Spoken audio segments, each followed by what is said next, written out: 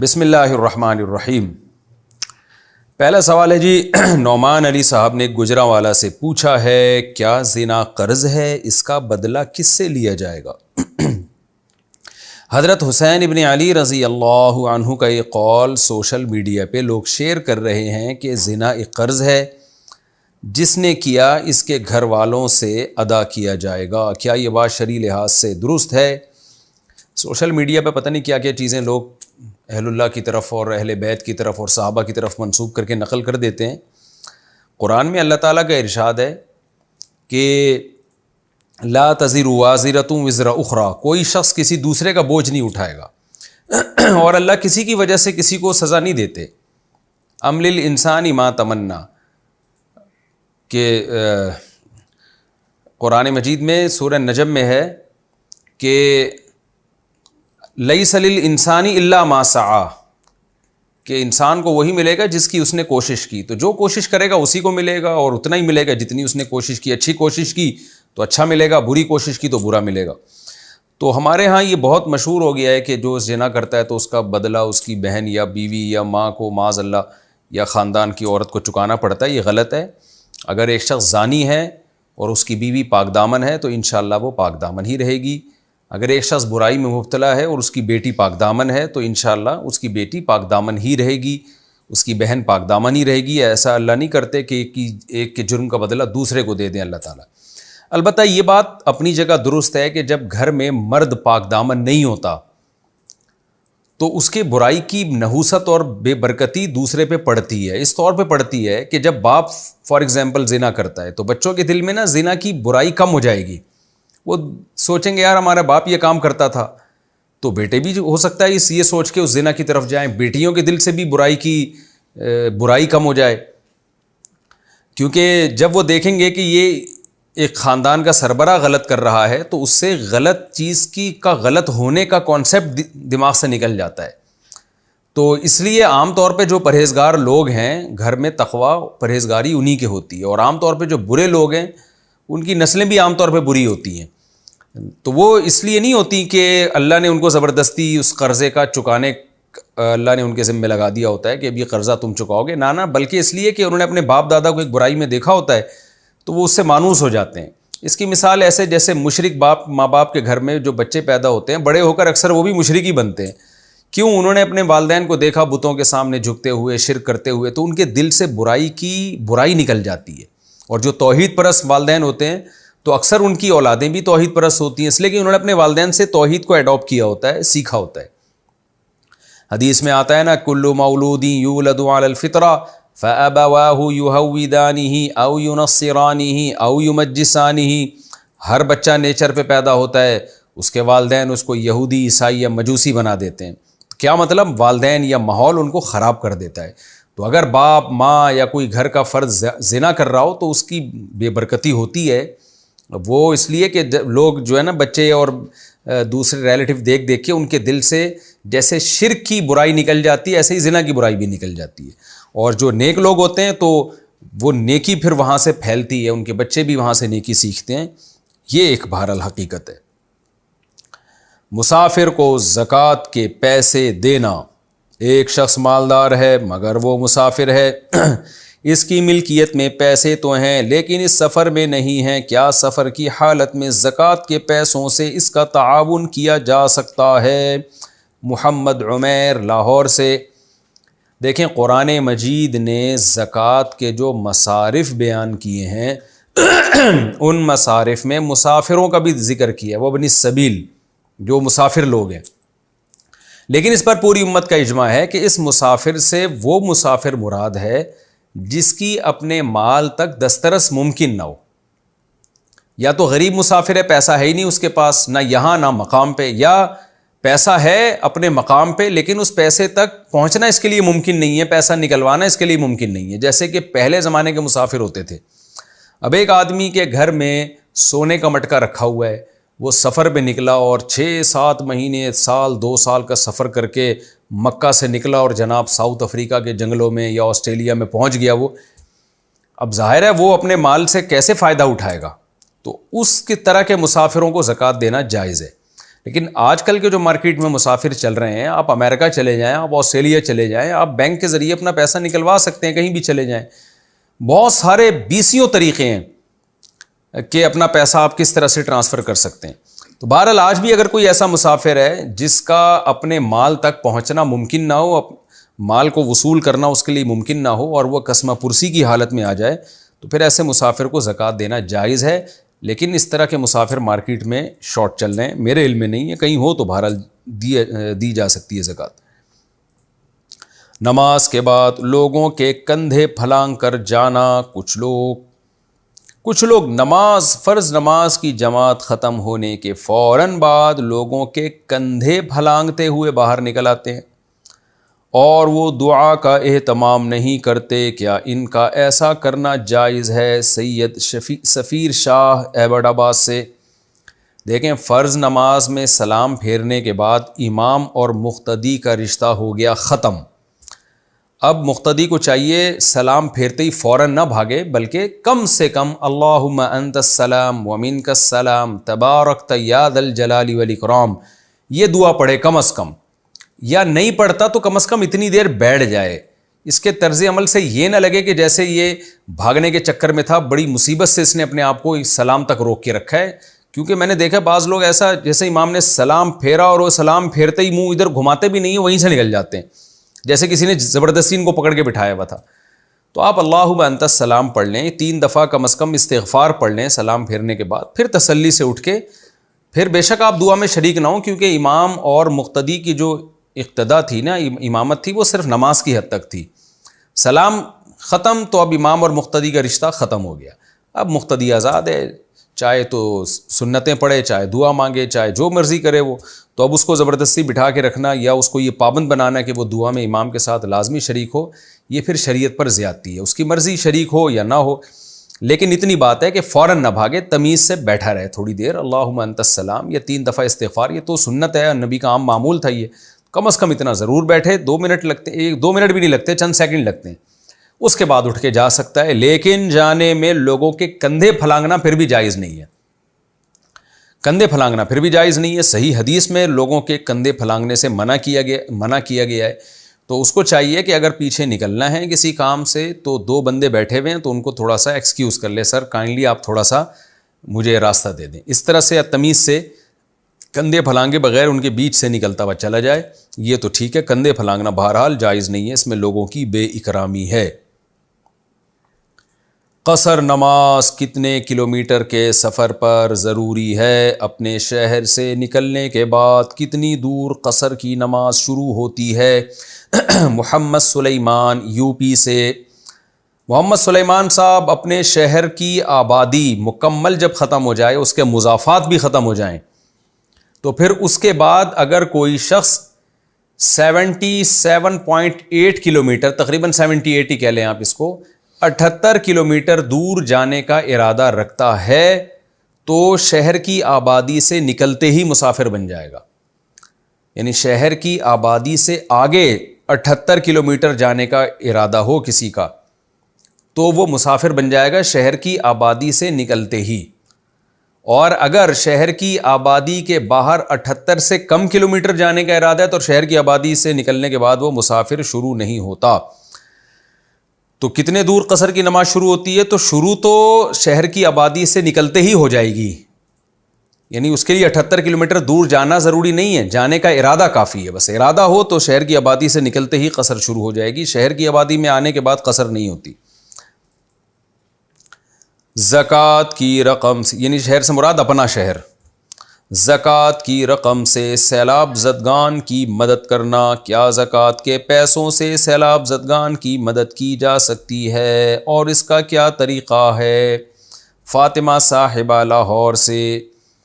زکوٰۃ کے پیسوں سے سیلاب زدگان کی مدد کی جا سکتی ہے اس طور پر کہ جو بھی زکوٰۃ کے پیسوں سے مال خریدا ہے وہ سیلاب زدگان کو ہینڈ اوور کیا جائے، جو بھی ان میں غریب ہیں، بظاہر تو غریب ہی ہوتے ہیں جو بیچارے پانیوں میں ڈوبے ہوئے ہوتے ہیں، تو ان کو ہینڈ اوور کیا جائے۔ جیسے آپ نے کھانا پکا کے کھلا دیا، اس سے زکوٰۃ ادا نہیں ہوگی، کھانا ان کی ملکیت میں دے دیا، جیسے کوئی بھی شاپر میں دیا کھانا، یہ تم اس کے مالک ہو، جو چاہیں کریں، یا کوئی برتن میں ان کو مالک بنا دیا کھانے کا، جیسے پیک کر کے نا دے دیا، اگر آپ نے دسترخوان لگا کے ان کو کھلایا تو یہ اس سے زکوٰۃ ادا نہیں ہوگی، کیونکہ کھانے کا مالک بنانا ضروری ہے، پھر وہ کھائیں بیچیں جو مرضی کریں، اور اپنے دسترخوان پہ وہاں لے جا کے کھانا کھلایا ان کو، تو کھانا کھلانے سے وہ مالک نہیں بنتے، اس سے زکوٰۃ ادا نہیں ہوتی۔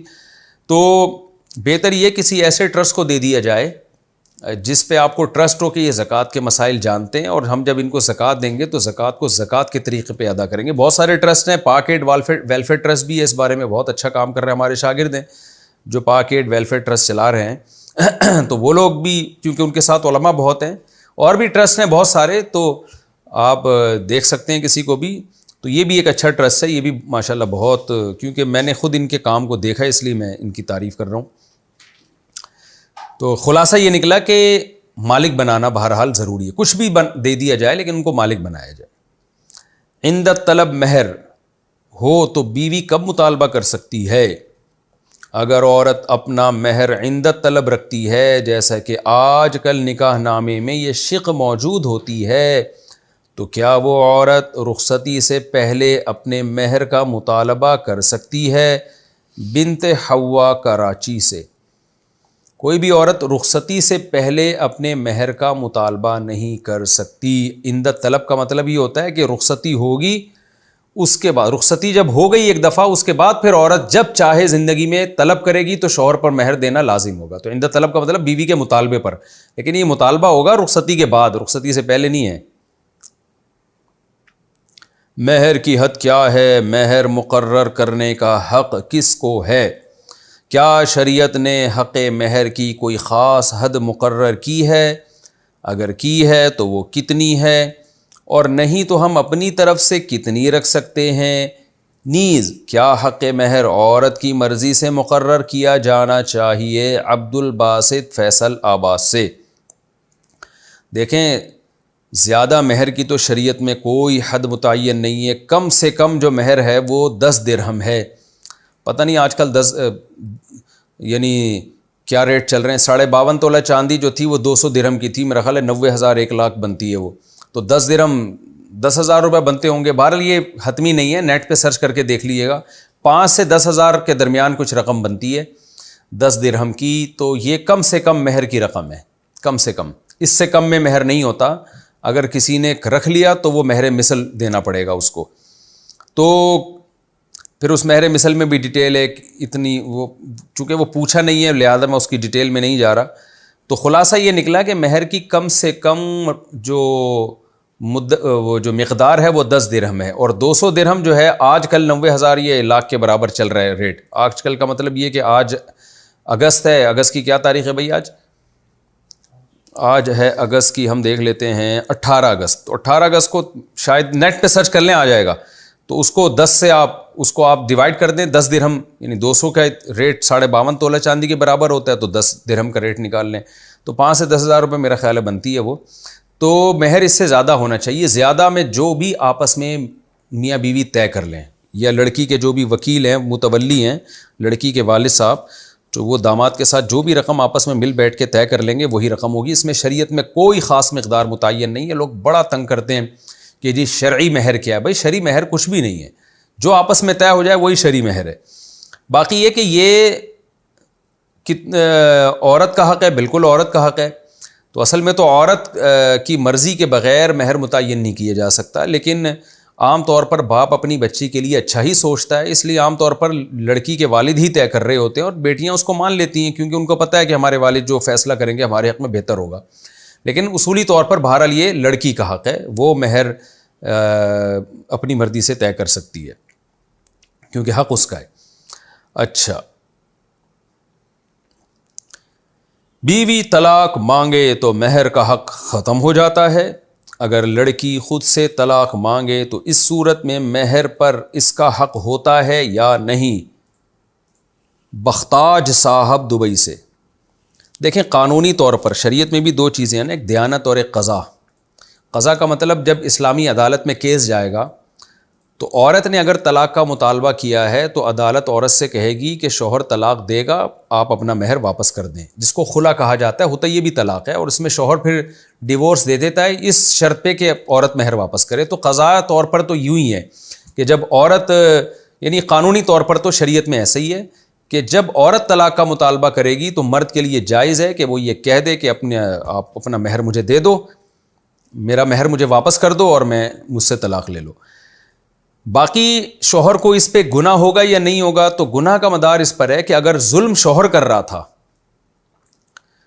یعنی شوہر نے ایسا عورت کی زندگی اجیرن بنا کے رکھ دی ہے، اس کے حقوق ادا نہیں کر رہا، اس بیس پہ عورت طلاق کا مطالبہ کر رہی ہے، تو پھر مرد کے لیے جائز نہیں ہے کہ وہ مہر واپس لے۔ قانونی حق تو دیا جائے گا مرد کو، یعنی اسلامی عدالت تو عورت کو کہے گی کہ آپ شوہر کو دے دیں، لیکن شوہر کے لیے یہ عمل جائز نہیں ہوگا کیونکہ اس نے مجبور کیا عورت کو طلاق پر ظلم کر کر کے۔ تو اب یہ غلط بات ہو گئی نا کہ آپ عورت پہ ظلم بھی کر رہے ہو، اس کو طلاق پہ مجبور بھی کر رہے ہو، اب وہ پھر اس سے مہر بھی واپس لے رہے ہو، کیونکہ جب آپ ظلم کر رہے ہو تو عورت کی طلاق کے مطالبے پر پھر مرد پر واجب ہے کہ وہ اس کو طلاق دے، نہیں دیتا تو گناہ گار ہوتا ہے، تو اور طلاق دینے کے بعد پھر مہر واپس نہیں لے سکتا وہ۔ تو دیانت یعنی اللہ اور بندے کا جہاں تک معاملہ ہے، تو مرد اگر ظلم کر رہا تھا بیوی کے اوپر تو پھر اس کے لیے جائز نہیں ہے کہ وہ مہر واپس لے، بلکہ اس پر واجب ہے کہ عورت کے مطالبے پر وہ اس کو فری میں طلاق دے۔ تو اگر نہیں دیتا تو قیامت کے دن اللہ اس سے حساب و کتاب لے گا۔ لیکن دنیاوی قانون جو شریعت نے بتایا ہے وہ دنیاوی قانون کی حد تک یہی ہے کہ اسلامی عدالت میں جب کیس جائے گا تو عورت کی طرف سے اگر طلاق کا مطالبہ ہوگا تو عدالت عورت کو کہے گی کہ بھئی ٹھیک ہے، آپ کیوں مطالبہ چونکہ آپ کی طرف سے، لہذا مرد اگر کہتا ہے کہ مجھے مہر واپس دو پھر میں طلاق دوں گا، تو پھر قانونی طور پر عورت کو مجبور کیا جائے گا کہ وہ مہر واپس دے۔ باقی اللہ اور بندے کا جو معاملہ ہے اس میں مرد کو آخرت میں سزا ملے گی۔ تو جو مفتی ہے وہ مرد کو یہی مسئلہ بتائے گا کہ آپ نے لے تو لیے لیکن آپ کے لیے اس کا استعمال جائز نہیں، کیونکہ ظلم آپ نے کیا تھا۔ اگر ظلم مرد کی طرف سے نہیں ہے یا دونوں کے مزاج ہی آپس میں نہیں مل رہے ہیں، کسی کی طرف سے بھی ظلم نہیں ہے، بعض دفعہ ایسے ہوتا ہے دونوں صحیح ہوتے ہیں لیکن نہیں مل رہا ہوتا مزاج، لڑ کے ایک دوسرے کی لڑ کے جو ہے نا ایک دوسرے کی زندگی حرام اجیرن کی بھی ہوتی ہے انہوں نے، تو ایسی صورت میں جائز ہے۔ قرآن نے بیان کیا فلا جناح علیہما فیما افتدت بھی، میاں بیوی آپس کی رضامندی سے ایسا کر لیں کہ عورت فدیے کے طور پر مہر واپس کر دے اور مرد کہے کہ ٹھیک ہے میرا مہر واپس کرو، ہم اس شادی کو ختم کرتے ہیں، اس طرح سے جائز ہے، پھر مرد کو گناہ نہیں ہوگا۔ لیکن اگر یقینی طور پر ظلم مرد کی طرف سے ہے تو اس کے لیے مہر واپس لینا جائز نہیں ہے۔ کیا ساس سسر کی نافرمانی کا گناہ والدین کی طرح ہے؟ کیا ساس سسر کی نافرمانی کا گناہ ہوگا جیسے ماں باپ کی نافرمانی کا ہوتا ہے؟ امانت علی لاہور سے۔ دیکھیں ایسا گناہ تو نہیں ہوگا جیسے ماں باپ کی نافرمانی کا گناہ ہوتا ہے، لیکن بہرحال ساس سسر کا مقام ایک بڑا ہے، اگر وہ جائز مطالبہ کر رہے ہیں، کوئی بہو پہ اس کی استطاعت سے زیادہ بوجھ نہیں ڈال رہے اور زیادہ اس کو خام خواہ کا پریشان نہیں کر رہے ہیں، تو وہ گھر کے بڑے ہیں، تو گھر کے بڑوں کی بے ادبی کرنا، ان کے ساتھ بد اخلاقی کرنا، ان کی بات پہ ایسے مسترد کر دینا، وہ کہہ رہی ہے ساس کے پانی پلا دو، کہہ رہی میں نہیں پلاؤں گی، میرے اوپر لازم نہیں ہے، جس طرح کی آج بعض بہوؤں کا ایٹیٹیوڈ اس طرح کا ہے، تو یہ بدتمیزی بد اخلاقی کا بہرحال گناہ ہوگا، قطع رحمی کا گناہ ہوگا۔ نبی صلی اللہ علیہ وسلم نے فرمایا قطع رحمی کرنے والا جنت میں نہیں جائے گا۔ تو ساس بھی ایک رشتہ ہے، سسر کا بھی ایک رشتہ ہے اور بڑا رشتہ ہے، ماں باپ نہیں ہے لیکن ماں باپ کی طرح بہرحال ہوتے ہیں، تو اس لیے بہو اگر ان کی جو ضروری خدمت ہے اس سے بھی اگر وہ جواب دے دیتی ہے، انکار کر دیتی ہے، تو وہ قیامت کے دن اللہ تعالیٰ اس سے حساب لے سکتے ہیں کہ تمہارے بڑے تھے، تم گھر میں رہتے تھے۔ دیکھیں گھر میں کوئی بھی جب بوڑھا بھی کوئی آپ سے بات کہتا ہے نا کہ یہ پانی پلاؤ، یہ کرو، چاہے وہ آپ کا رشتہ دار نہ بھی ہو تو بھی آپ اس کی خدمت کرتے ہیں، لیکن اس میں اتنی بات ضرور ہے کہ اعتدال ضروری ہے۔ بعض دفعہ بہویں گھر جاتی ہیں، بیچاری نیک شریف بہویں ہوتی ہیں، ساسیں طنز کرتی ہیں، اپنی بچیوں والا معاملہ اس کے ساتھ نہیں کرتی، طنز کرتی ہیں، وہ کھانا غلط پکا دیا تو طعنہ دے دیا کہ تمہیں کھانے پکانے کی تمیز نہیں ہے، اس طرح کی باتیں شروع کر دیتی ہیں اس کے ساتھ، اور وقت بے وقت اس کو آ کے اٹھانا، سو رہی ہے سوتی ہوئی کو اٹھا دینا، یہ کرو وہ کرو، اس کے آرام کا خیال نہ کرنا، اس کی پرائیویسی کا خیال نہ کرنا۔ اب اس کا اپنا کمرہ ہے، اس کی ایک لائف ہے، تو بغیر اطلاع کے بار بار دروازہ کھول کے اس کے کمرے میں گھس جانا تو یہ بھی غلط ہے نا۔ یہ تو جب بیٹی جوان ہو جائے تو اس کے ساتھ نہیں کیا جاتا ایسے، تو بہو کے ساتھ کہاں سے کیا جائے گا؟ تو اس طرح کا ظلم اگر بہو کے ساتھ گھر میں ہو رہا ہے اور پھر آپس میں چپکلس ہو رہی ہے تو پھر تو شریعت میں لازم ہے کہ شوہر پر کہ وہ اپنی بیوی کو اپنی ماں سے الگ گھر لے کے دے، پھر وہ اپنی ماں کے ساتھ نہیں رکھ سکتا۔ تو نارملی اچھے لوگوں کے ہاں تو اصول یہی ہے کہ بہو پر لازم ہے کہ وہ ساس سسر کی خدمت کرے، جائز خدمت، جو ایک عرف میں جس کا تحمل ہو، یعنی اس میں اس کی استطاعت سے زیادہ بوجھ نہ ڈالا جائے۔ تو گھر میں جب سب رہتے ہیں تو مل کے وہ کام کرتے ہیں، ہاتھ بٹاتے ہیں ایک دوسرے کا۔ اس ہاتھ بٹانے سے جان چھڑانا یہ جائز نہیں ہے۔ جب بھی کہیں گیدرنگ ہوگی نا تو اس میں یہ نہیں کہا جاتا کہ قانوناً آپ پر، لیکن چند آدمی مل کے کہیں سفر کرتے ہیں، جیسے تبلیغی جماعت میں سفر کر رہے ہیں، تو اب ظاہر ہے کسی کا کام ہوتا ہے سبزی لانا، کسی کا کام ہے گوشت لانا، کسی کا کام ہے آلو کاٹنا، کسی کا کام ہے چولہا جلانا۔ اب آپ اس پہ شرعی مطالبہ شروع کر دو کہ تبلیغ میں کسی حدیث میں کرنا ہے، تو بعض لوگ اسی طرح کا مطالبہ ہم سے کر رہے ہوتے ہیں کہ حدیث میں دکھاؤ کہ بہو پر ساس کی خدمت واجب ہے۔ بھائی حدیث میں قانون اور ضابطہ بیان کیا کہ رشتہ داری جوڑنا واجب ہے، اب ہر وہ چیز جو رشتہ داری توڑنے کا سبب بنے گی وہ ناجائز ہو جائے گی۔ تو جب بھی آپ ایک گھر میں رہتے ہیں، بڑا بھائی چھوٹے بھائی کو کوئی آرڈر کرتا ہے، چھوٹا آگے سے جواب دیتا ہے کہ میں نہیں کروں گا، جو ہے یا بڑی بہن چھوٹی بہن سے کچھ کہتی ہے، چھوٹی کہتی ہے میں نہیں کروں گی، یا ساس بہو سے کچھ کہتی ہے، بہو کہتی ہے میں نہیں کروں گی، تو یہ قطع رحمی ہے نا، رشتہ داری توڑنے والی بات ہو گئی نا۔ بڑوں کا احترام فرض ہے، یہ تو ہے نا، احترام میں یہ چیز بھی تو داخل ہے کہ ایسی بات کا حکم دے رہے ہیں جو آپ آرام سے کر سکتے ہو، پھر بھی آپ نہیں کر رہے، تو یہی قطع رحمی ہے، اس کے لیے الگ سے دلیل کی ضرورت نہیں ہے۔ تو اس لیے بہو پر لازم ہے دیانتاً کہ وہ ساس کی خدمت کرے جب گھر میں رہتی ہے، جو جائز خدمت ہے۔ میں بار بار بتاؤں، سارے خاندان کا بوجھ اٹھا کے ایک اکیلی بہو پہ ڈال دینا یہ لازم نہیں ہے اس کے اوپر، بعض لوگ ایسا کر رہے ہوتے ہیں۔ اسی طرح تنزیہ لہجہ اختیار کرنا، اس کی اپنے حقوق کا خیال ہی نہ کرنا، بہو کے جو ذاتی حقوق ہیں اس کی پرائیویسی میں گھسنا، اس کے موبائل میں گھسنا، بعض ساسیں یہ کر رہی ہوتی ہیں کہ اس کی زندگی عذاب بنا دی ہوتی ہے بہو کی انہوں نے، اور پھر طنز بہت کر رہی ہوتی ہیں۔ تو اس طرح سے اگر معاملہ چل رہا ہے تو پھر تو شوہر پہ لازم ہے کہ وہ اپنی بیوی کو اپنی ماں سے الگ گھر لے کے دے، کیونکہ میں نے خود اپنی زندگی میں بہوؤں کو ڈپریشن میں جاتے ہوئے، نفسیاتی مریضہ بنتے ہوئے دیکھا ہے، جن کی زندگیاں ساسوں نے طنز اور تانے دے دے کے جن کی زندگیاں برباد کر دیں، جن کو خودکشیوں پہ مجبور کیا، اور مرد جو ہے نا وہ بالکل گھنا بنا ہوا ہوتا ہے۔ اور ایسے بھی میں نے دیکھا ہے بدتمیز بہویں کہ وہ جب ساس کوئی کام کہتی ہے تو فوراً آگے سے جواب دے دیتی ہیں کہ جی وہ بہو پر کوئی ساس کی خدمت واجب نہیں ہے۔ ایسی بدتمیز بہویں بھی ہیں۔ تو اعتدال کا راستہ وہی ہے جو میں نے آپ کے سامنے پیش کیا۔ تو کوئی بھی کسی پہ ظلم نہ کرے، اگر ظلم ہو رہا ہے تو شوہر پر واجب ہے کہ وہ اپنی بیوی کو اپنی ماں سے الگ گھر لے کر دے، انتظام کرے، نہیں کرے گا تو گناہ گار ہوگا۔ یہی حال جٹھانی اور نندوں کا جو ہوتا ہے، بعض جگہوں پر ایسے ہوتا ہے بہنیں جب شوہر کے گھر آتی ہیں تو وہ بہو کے جو ہے نا اپنی بھابھی کے کاموں پہ ٹانگ اڑانا شروع کر دیتی ہیں، اس نے یہ کیا کیا، اس نے یہ۔ بھائی تم اپنے گھر میں جاؤ، اپنے میاں کے ساتھ زندگی گزارو ہنسی خوشی، یہاں آؤ تمیز سے آگے بیٹھو، چائے وائے پیو، پتلی گلی سے نکلو۔ آ کے یہاں جو ہے نا وہاں چودراہٹ دکھانا کہ یہ میری بھابھی یہ کیوں کر رہی ہے، یہ کھانے میں یہ کیوں نہیں پکا رہی، سو کیوں رہی ہے، یہ آپ کا ہیڈک نہیں ہے، یہ آپ کے میاں کا ہیڈک ہے، آپ کی اماں کا ہیڈک ہے، یہ آپ کا ہیڈک نہیں ہے۔ آپ آؤ تمیز سے ہنسی خوشی زندگی گزار کے پتلی گلی سے نکلو۔ اپنے گھر میں سکون میں ہوتی نہیں ہے، ساری ٹینشن ادھر لا کے پارسل کر دیتی ہیں۔ تو بہرحال اگر کہیں بھی ایسا ہو کہ جٹھانیاں نندیں وہ عورت کو تنگ کر رہی ہیں، آپ کی بیوی کو تنگ کر رہی ہیں اور ٹاؤنٹنگ کر کے ٹارچر کیا ہوا ہے اس کو، تو پھر شوہر پر وہ ایکشن لینا لازم ہے۔ وہ یہی ایکشن ہے کہ بھائی یہ سیپریٹ انتظام کرے اس کا، اکٹھے رکھنا، پھر جوائنٹ فیملی میں رہنا۔ پھر یہ ایسے موقع پہ جائز نہیں ہے جہاں اس طرح کا خطرناک ماحول بن گیا ہو، کیونکہ بھائی اگر آپ شروع میں یہ کام نہیں کرو گے تو بعد میں کرنا پڑے گا، ورنہ یا تو طلاق تک نوبت پہنچے گی یا آپ کی بیوی ڈپریشن سے، اسٹریس سے ویسی پاگل ہو جائے گی وہ، یا خود آپ شاید کسی دن چھلانگ لگا لو پہاڑ سے۔ شوہر، اچھا یہ ہے جی، شوہر اللہ کے راستے میں ہو تو بیوی کے لیے کیا اجر ہے؟ گھر کا کوئی فرد اللہ کے راستے میں گیا ہو تو اس کے گھر والوں، ماں باپ اور بیوی کے لیے کیا فضیلت ہے؟ شاہ رخ احمد کراچی سے۔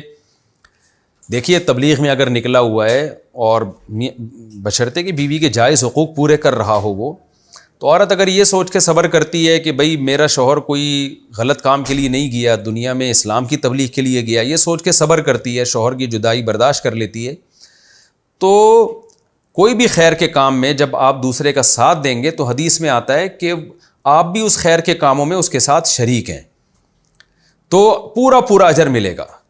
نبی صلی اللہ علیہ وسلم نے فرمایا اگر عورت شوہر کے مال میں سے صدقہ کرتی ہے شوہر کی اجازت سے، تو مال اگرچہ شوہر کا ہے لیکن پورا پورا اجر صدقے کا بیوی کو بھی ملتا ہے، اس لیے کہ وہ خیر کے کام کر رہی ہے، اور شوہر کو بھی اجر ملے گا اس لیے کہ پیسہ اس کا ہے۔ وَتَعَاوَنُوا عَلَى الْبِرِّ وَالتَّقْوَىٰ، قرآن کہتا ہے نیکی کے کاموں میں ایک دوسرے کے ساتھ تعاون کرو۔ تو یہ نیکی کا کام ہے کہ شوہر اگر تبلیغ کے لیے جا رہا ہے، بیوی اس کا ساتھ دے رہی ہے، اور کوئی بھی خیر کا کام ہے تو اگر وہ ساتھ دے رہی ہے تو پوری پوری اس اجر میں شوہر کے ساتھ برابر کی شریک ہے۔ شوہر کے ذریعے کتنے گناہ گار لوگ جن کو توبہ کی توفیق ملے گی، وہ سارا اجر جہاں شوہر کو ملے گا اس کی بیوی اور ماں کو اور بیٹی کو بھی ملے گا، اور جو غیر مسلم اس کے ہاتھ پہ مسلمان ہوں گے، جہاں شوہر کو اجر ملے گا اس کی بیوی بیٹی اور ماں کو بھی اجر ملے گا، جنہوں نے اپنے ایک پیارے کی جدائی جو ہے وہ برداشت کی ہے۔ لیکن پھر بھی اس بارے میں اعتدال بہت ضروری ہے۔ شوہر کو بھی چاہیے کہ جب گھر والے ساتھ دے رہے ہیں تو وہ بالکل لاؤبالی پن نہ دکھائے۔ بعض دفعہ ہوتا ہے بیوی ساتھ دیتی ہے، ٹھیک ہے جی آپ جائیں تبلیغ میں، آپ ٹھیک ہے دین کا کام کریں، تو میاں پھر یہ کرتے ہیں کہ وہ بیوی کی فکر بالکل ہی چھوڑ دیتے ہیں، اور جوان بیوی ہے اس کو فتنے کا اندیشہ ہوتا ہے، اس کو ظاہر ہے وہ رخصت ہو کر آئی ہے تو اس کو بھی تو میاں چاہیے نا، اس کو محبت چاہیے، ٹائم چاہیے، بالکل اس کو نظر انداز کر دینا یہ بالکل غلط ہے۔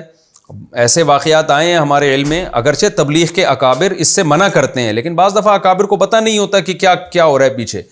بعض دفعہ یہ ہے شادی ہوئی ہے، جوان بیوی ہے، دلہن ہے، فوراً تبلیغ میں نکل گئے 4 مہینے کے لیے، پھر آئے، پھر نکل گئے 4 مہینے کے لیے، پھر سال کے لیے نکل گئے، وہ بیچاری اکیلی گھر میں پڑی ہوئی ہے۔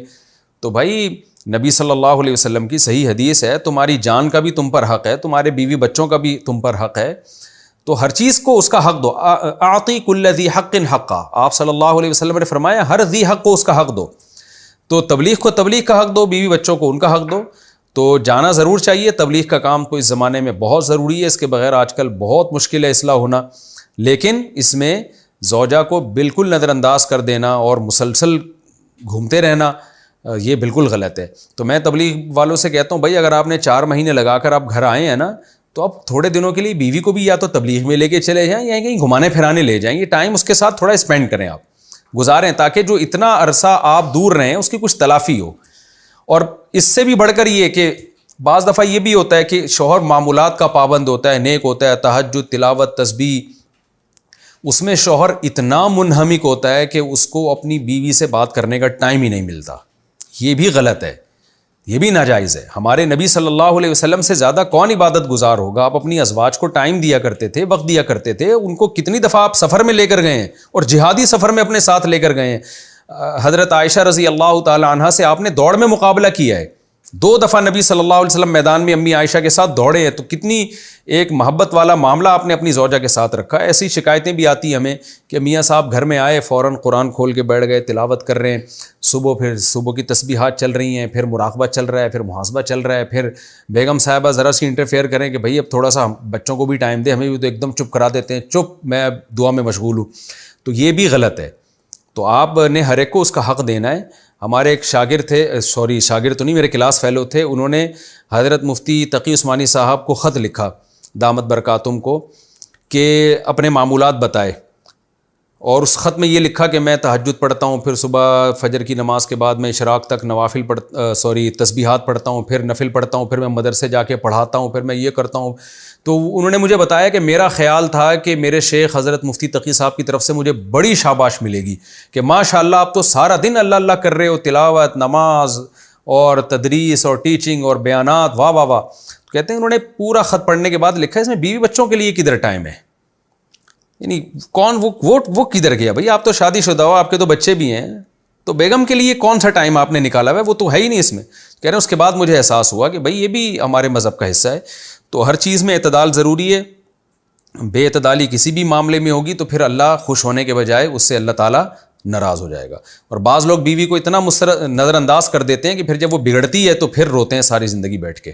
پیشاب کی نالی لگی ہو تو نماز کا حکم۔ پیشاب کی نالی وغیرہ جو مریض کو لگائی جاتی ہے، کیا اس کے ساتھ نماز پڑھنا درست ہے؟ خرم شہزاد مانسہرہ سے، جی درست ہے، کیونکہ مجبوری ہے، معذوری ہے، اس میں پیشاب ٹپکتا رہتا ہے، اس کو نکالنا ممکن نہیں ہوتا، تو اس کا طریقہ یہی ہے کہ وہ تو شاپر میں پیشاب جمع ہوتا ہے تو اسی کو لگا کے نماز پڑھ لی جائے، مجبوری میں جائز ہے، کیونکہ اس سے بچنا ممکن نہیں ہے۔ اگر ممکن ہو تو پھر ہٹانی پڑے گی۔ اگر آپ نماز میں پورے ٹائم میں اتنا ٹائم آپ کو ملتا ہے کہ وہ شاپر ہٹا کے طہارت حاصل کر کے آپ فرض نماز ادا کر سکتے ہیں تو پھر آپ کو اس طرح کرنا پڑے گا. پھر شاپر میں وہ نالی لگا کے اور شاپر لگا کے نماز نہیں ہوگی. لیکن اگر ممکن نہیں ہے یا بہت مشکل ہے تو پھر اسی طرح نماز پڑھ لیں. نومولود بچے کے بالوں کا کیا کیا جائے؟ نومولود بچوں کے بالوں کا کیا حکم ہے؟ دفنانا چاہیے یا پانی میں بہانا ضروری ہے؟ زوجہ مصطفیٰ خان، سعودی عرب. دیکھیں، نومولود بچے کے بال ہوں یا عاقل بالغ بندے کے بال ہوں، بالوں کے بارے میں یا ناخنوں کے بارے میں حدیث میں ایک روایت ہے مصنف ابن ابی شیبہ کی کہ ان کو دفنا دیا جائے، کیونکہ انسانی بال ہیں، انسانی ناخن ہیں، ایسے اگر آپ پھینکیں گے تو گندگی بھی ہوگی اور بے اکرامی بھی ہوگی. تو افضل ہے، کوئی لازم حکم نہیں ہے کہ نومولود بچے کے بال ہوں یا انسانی بال ہوں یا انسانی ناخن ہوں. تو بہتر ہے گھر میں کوئی کیاری ہو تو اس میں دفن کر دیں. لوگ کہتے ہیں سمندر میں بہانا چاہیے، تو سمندر اتنی سی چیز لے کے کون جائے گا؟ ویسے بھی آج کل سمندر بہت غصے میں آیا ہوا ہے. ایسا نہ ہو کہ بال کے چکر میں پورا آدمی لے جائے وہ اور آپ بالکل ہی فارغ البال ہو جائیں. تو اس لیے بہتر یہی ہے کہ گھر میں کوئی کیاری کھود کے دفنا دیں ان کو، یا بچوں کو کہہ دیں کہ بیٹا باہر کہیں پھینکاؤ یا تھوڑی سی گڑھا کھود کے دفنا دو، تاکہ کچرا ہوگا نا، اب اگر کچرا کنڈی میں پھینکیں گے بال اڑیں گے بھی، بے اکرامی بھی ہے. تو اس لیے افضل ہے، کوئی لازمی حکم نہیں ہے. باقی جو چاہیں کریں، کوئی وہ نہیں ہے، اس میں کوئی جائز ناجائز کا مسئلہ نہیں ہے. یہ قرآن پڑھنے کا اللہ سے وعدہ کیا پھر وعدہ ٹوٹ گیا تو کیا حکم ہے؟ اگر بندہ کہے کہ یا اللہ میں وعدہ کرتا ہوں کہ میں جب تک قرآن مجید کا ایک پارہ نہ پڑھ لوں تب تک نہیں سوؤں گا، کیا اس طرح سے ایک پارہ پڑھنا واجب ہو جاتا ہے؟ اگر کبھی مصروفیت یا تھکن کی وجہ سے نہ پڑھا جائے تو بندہ گنہگار ہوگا. عمر صاحب پاکستان سے.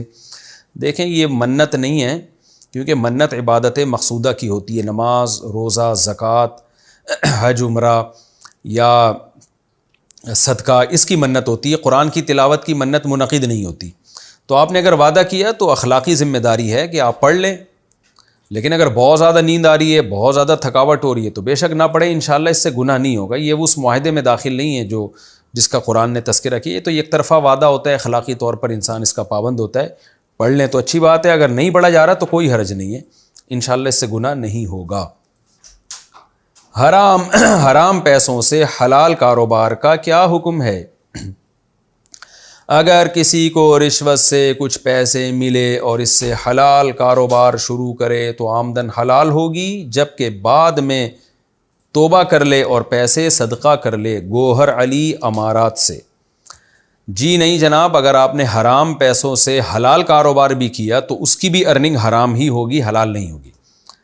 اب اس کی ارننگ اگر آپ حلال کرنا چاہتے ہیں تو طریقہ یہ ہے کہ جو کیش حرام پیسے آپ کو ملے تھے، اگر وہ اسی طرح رکھے ہوئے ہیں تو وہ پورے پیسے صدقے کرنے پڑیں گے آپ کو بغیر ثواب کی نیت سے. اگر وہ کیش اماؤنٹ اس طرح نہیں ہے بلکہ وہ دوسرے پیسوں میں مکس ہو گیا، یا یہ کہ اس سے آپ نے بزنس کی نیت سے کچھ چیزیں خرید لی ہیں تو پھر وہ پیسے ہلاک ہو گئے تو پھر جو چیزیں آپ نے خریدی ہیں بزنس کرنے کے لیے، جہاں بھی پیسہ لگایا ہے تو اس کی کل کاروبار کی مالیت کا اندازہ لگائیں کہ اس وقت اس کی مارکیٹ ویلیو کیا ہے. یعنی پورے جتنے بھی ایسٹس آپ کے پاس پڑے ہوئے ہیں، جو کچھ بھی جو ان پیسوں سے خریدا تھا آپ نے، اس کی مارکیٹ ویلیو لگائیں. فار ایگزامپل وہ ویلیو بنتی ہے 3 لاکھ روپے، تو پھر آپ یہ اپنے اوپر لازم کر لیں کہ یہ 3 لاکھ روپے میں صدقہ کروں گا. تو جب آپ صدقہ کرنا شروع کر دیں گے تو یہ پیسے آپ کے لیے حلال ہو گئے، اور جو ان سے ارننگ آ رہی ہے وہ بھی حلال. لیکن آپ جلد سے جلد جو ہے نا اس ذمہ داری کو پوری کریں، اور فوراً وہ جتنا جلدی ہو سکے وہ جو صدقہ آپ پر واجب ہوا ہے، جو آپ خرید چکے ہیں نا، وہ تمام اتنی اماؤنٹ آپ جلد سے جلد صدقہ کر دیں. تو پھر انشاءاللہ یہ سارے کاروبار کی جو ارننگ ہوگی آپ کے لیے حلال ہو جائے گی. مرد کے لیے لال رنگ کی شرٹ پہننا، لال رنگ کی شرٹ پہننا کیسا ہے؟ بلال عالم ریاض سے. حدیث میں نبی صلی اللہ علیہ وسلم نے سرخ رنگ مردوں کو پہننے سے منع کیا ہے، اور اس کی وجہ علماء نے یہ بیان کی ہے کہ عورتوں سے مشابہت ہے. تو کوئی ایسا سرخ رنگ جس میں خواتین سے مشابہت ہو رہی ہے وہ تو بالکل مکروہ تحریمی ہے، ناجائز ہے. لیکن اگر خواتین سے مشابہت نہیں ہو رہی تو بھی ناپسندیدہ بہرحال ہے. تو مردوں کے لیے بالکل چمکتا ہوا سرخ رنگ پہننا یہ ناپسندیدہ مکروہ تنزیہی جسے کہتے ہیں، حرام تو نہیں ہے لیکن ناپسندیدہ ہے اگر اس میں عورتوں سے مشابہت نہیں ہو رہی ہے. تو اس لیے بہتر یہ ہے کہ بالکل لال چمکتا ہوا سرخ نہ پہنیں، بہتر یہی ہے. اگر کوئی پہن لے گا بھی تو گناہ گار نہیں کہیں گے ہم اس کو، لیکن بہرحال خلاف اولا ضرور ہے۔ البتہ اگر مکس کلر ہے جیسے سرخ دھاریاں ہوتی ہیں بعض دفعہ، تو اس میں کوئی حرج نہیں ہے۔ گریبان کا بٹن کھلا رکھنا سنت ہے کیا؟ گریبان کا ایک بٹن یا پہلا بٹن کھلا رکھنا سنت ہے؟ زبیر صاحب مہاراشٹر سے، نہیں جی بالکل ایسا نہیں ہے، بلکہ ایسے وضع قطع میں نماز پڑھنا جس سے پہن کے انسان ایسے کپڑے کو پہن کے عام محفل میں نہ جا سکے، وہ بھی مکروہ ناپسندیدہ ہے۔ تو آپ تمیز سے نماز پڑھا کریں، گریبان یعنی باندھ کے ہی نماز پڑھا کریں، بند کر کے نماز پڑھا کریں۔ ایک روایت میں ہے کہ نبی صلی اللہ علیہ وسلم کو دیکھا صحابی نے گریبان کھول کے نماز پڑھتے ہوئے، مجھے اس روایت کی تحقیق نہیں ہے، سند کی تحقیق نہیں ہے، لیکن اگر بالفرض وہ حدیث صحیح بھی ہو تو بھی ایک دفعہ ہوا نا یہ واقعہ، وہ ہو سکتا ہے گرمی کی وجہ سے آپ نے کسی وجہ سے آپ نے کھولا ہو، لیکن نارملی آپ صلی اللہ علیہ وسلم کا یہ معمول نہیں تھا۔ اور اصولی طور پر جو شریعت کا مسئلہ ہے کہ پراپر ڈریس پہننا چاہیے اللہ کے سامنے، تو گریبان کھول کے اگر کوئی گرمی یا کسی وجہ سے پڑھ رہا ہے تو بھی نماز ہو جائے گی، بہتر یہی ہے کہ گریبان بند کر کے نماز پڑھیں۔ کرسی پر نماز پڑھتے ہوئے قیام میں کھڑے ہو سکتے ہیں؟